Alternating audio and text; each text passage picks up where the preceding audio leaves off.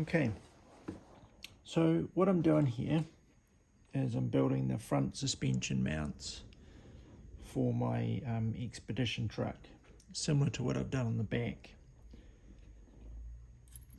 I've used my Cricut cutter, not sure if you can see this, but to cut out of a plastic sheet, a bit hard, you can see the shapes on there. So it's more of a, with the 1mm thick plastic or thicker, it's more of a score and cut. So it scores it and then I've got to kind of break it out. But I can get, you know, some interesting shapes. I need to tidy these up a wee bit, but some interesting shapes. So, which I made these shapes. So basically what I'm going to do is I'll glue them on, but those two bits there will be the axle mount, and then you've got a couple of these bits which will sit roughly about here, attached to the body, and then I'll run these aluminium tubes through, which are the connectors. Some people might say, why not just use a 3D printer? Well, the first thing is I don't have a 3D printer, but I'm working on that. Second thing is it's a lot faster doing this. So it took me maybe half an hour or so to design these bits. I already had some pre-made bits. Maybe 5 minutes to cut them, and then there's a bit of time to get them out. So say an hour or so to get all these parts, where I know 3D printers are a lot quicker, but would probably take quite a bit more time. However, I could probably make more realistic parts, and I could probably actually 3D print a whole axle with the mounts on it. So sort of pros and cons to that. But I've bought a whole bunch of these 2mm bolts off AliExpress. Put them in with a nut on it.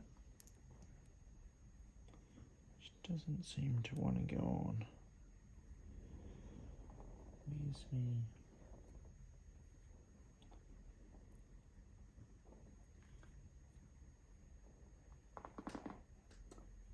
Okay, missing one of my tools. Here we go. So I got this pin vise, and when you buy these, they've got a kind of an Allen key attachment for the bolt.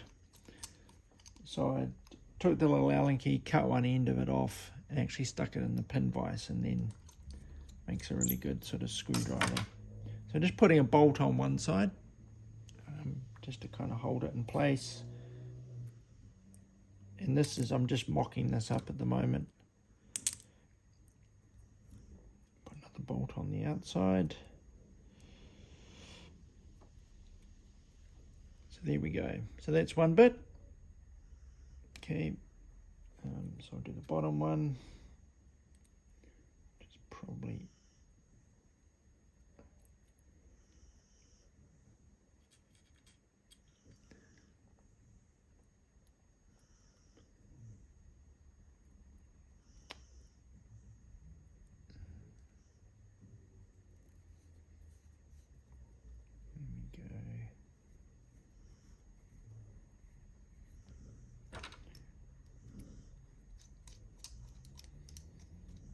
you can see that bolt's a little bit longer than I need. It's just kind of the first one I grabbed.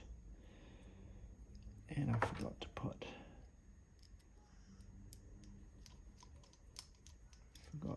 the strut in.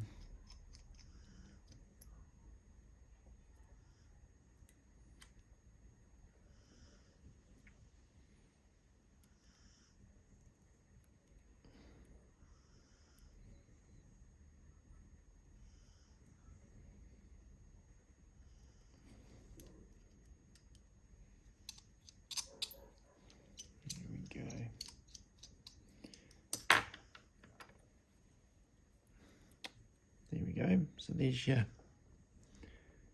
twin struts. So your suspension can move up and down. Bolt on the body bit.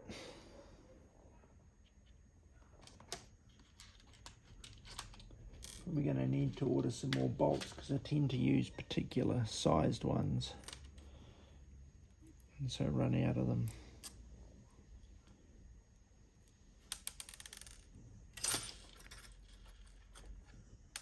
If you haven't ever looked at AliExpress, it's kind of like Amazon and eBay on steroids, and they've got a huge amount of just sort of obscure stuff you might not find elsewhere, but particularly they've got a lot of small crafty bits, so 1 and 2 mil bolts, that kind of thing, which you just generally, I find, you can't kind of get at a local shop. Postage takes a little while, but I've never had anything not turn up. Okay, so those are actually a little close. That could be a bit of a problem.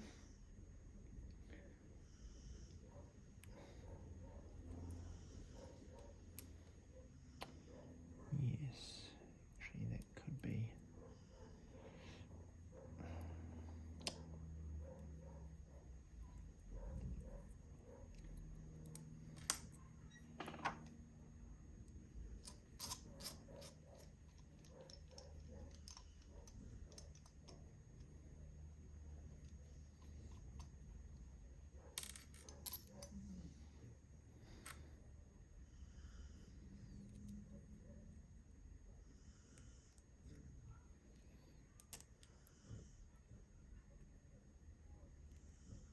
So I redesigned these from an older set that I had, and I've moved the 2 holes closer together. So I think it looks a bit more realistic with them at that size, but they might be slightly too close. I probably need them just a mil or 2 out. Okay. So slide that on there.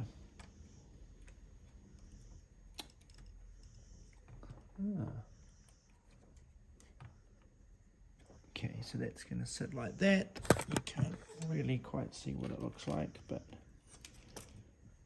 I can show you a mock-up.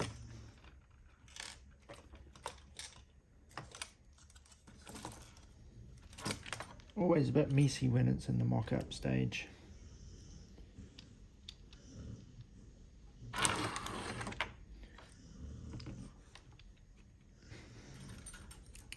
Oops, I did stick it in upside down.